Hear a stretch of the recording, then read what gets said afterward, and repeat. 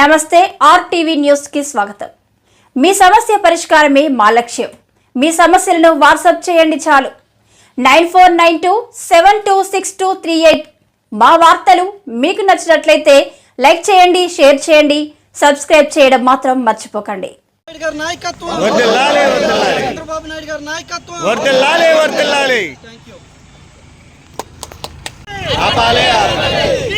Dam dam, dam dam, dam dam, dam dam, dam dam.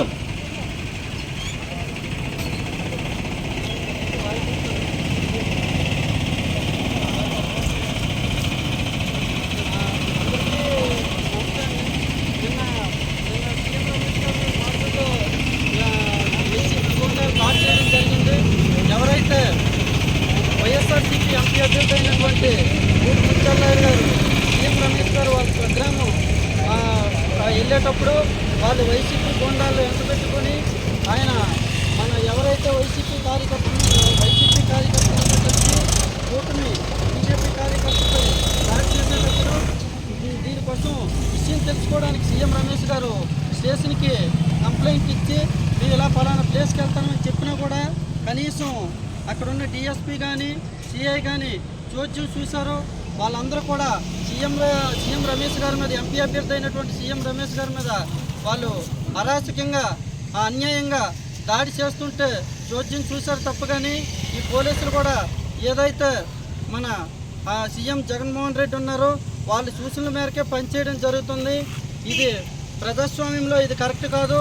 ప్రజలందరూ కూడా ఖచ్చితంగా గూడు ముచ్చల్లాయుడు గారికి ఓటనే ఆయుధంతో ఆయన్ని ఖచ్చితంగా రాజకీయ సమస్య చేయడానికి ప్రజలందరూ సిద్ధంగా ఉన్నారు।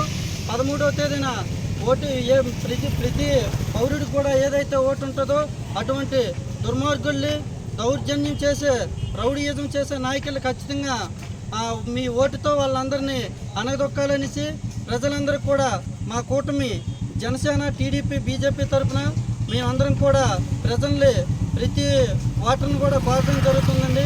ఎందుకంటే ఇది ప్రజాస్వామ్య వ్యవస్థ।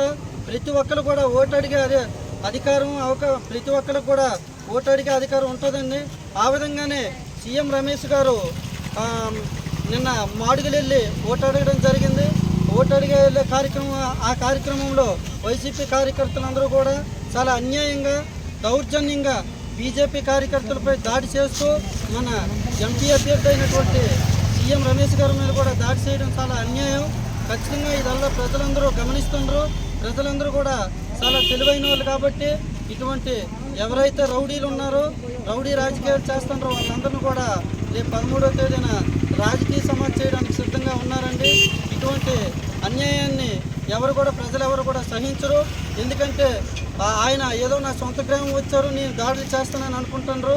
ఆయన ఏం మాడుగుల్లో ఉంటారా లేదంటే అనకాపల్లి పార్లమెంట్ మొత్తం తిరుగుతారా ఆయనే తెలుసుకోవాలి। ఆయన అలా మాడుగుల్లోనే ఉంటారా మరి ఎక్కడికి రారా? వస్తే ఆయనకి తగిన బుద్ధి చెప్పడానికి మన కూటమి ప్రజలందరూ కూడా సిద్ధంగా ఉన్నారు। ఖచ్చితంగా కూడా ఏవైతే దాడులు జరిగాయో మేము వాళ్ళ దాడులు చేయడానికి ఇది అనేది ఉండదండి। మన వాళ్ళందరూ కూడా ఏదైతే ఓటు ఉందో ఆ ఓటుతో ఆయన్ని రాజకీయ సమస్య చేయవలసిందిగా మన అనకాపల్లి పార్లమెంట్ ప్రజలకు నర్సీపట్నం నియోజకవర్గం ప్రజలందరూ కూడా తెలియజేయడం జరుగుతుందండి। సీఎం రమేష్ గారి నాయకత్వం